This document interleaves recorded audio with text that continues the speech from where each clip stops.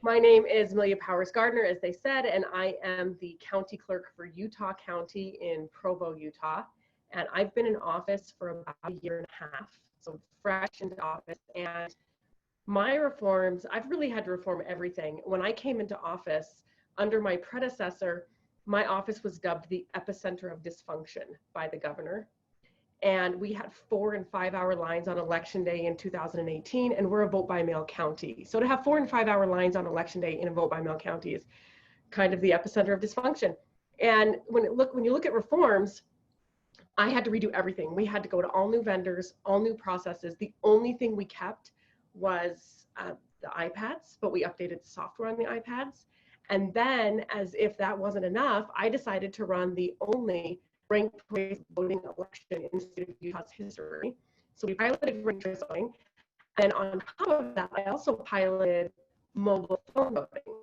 I did it initially with our military and overseas members because the current process was not adequately serving our citizens overseas.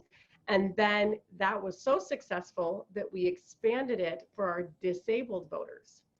And the beauty of that is, as crazy as that was in 2019, in 2020, when our political parties in the state of Utah had to cancel their conventions, all of a sudden, all the political parties had to use ranked choice voting, and they had to use cell phones. And I had done ranked choice voting with cell phones in the previous election. So I was able to help our political parties with actual experience. We were able to successfully implement ranked choice voting and mobile voting in one election. The next thing I'm doing is this upcoming primary will also be doing drive-through voting for those that didn't get their ballot in the mail on election day. So that's my next big reform that I'm piloting. It's just been one right after another for the last 18 months. Great.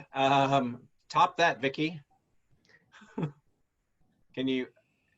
There we go. Yes. There you go. Well, that is going to be hard to top, but it sounds like she's got some things too I want to talk to her about for future reference.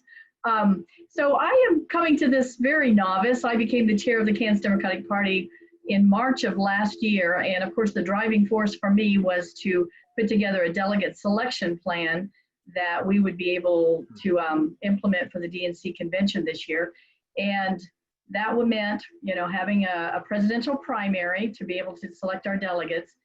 And when I sat down with the leadership here in this state, we were just looking to, well, number one, we reviewed what had happened in 2016, where we used a caucus system to select our presidential nominees. So that caucus system really was not very inclusive and prevented people from being able to participate because there were long distances to drive to get to the caucus, or it happened, just within a short window of time. So we just kind of did some brainstorming and said, what would be the best thing that we think could happen to get more voters to participate and make this more accessible?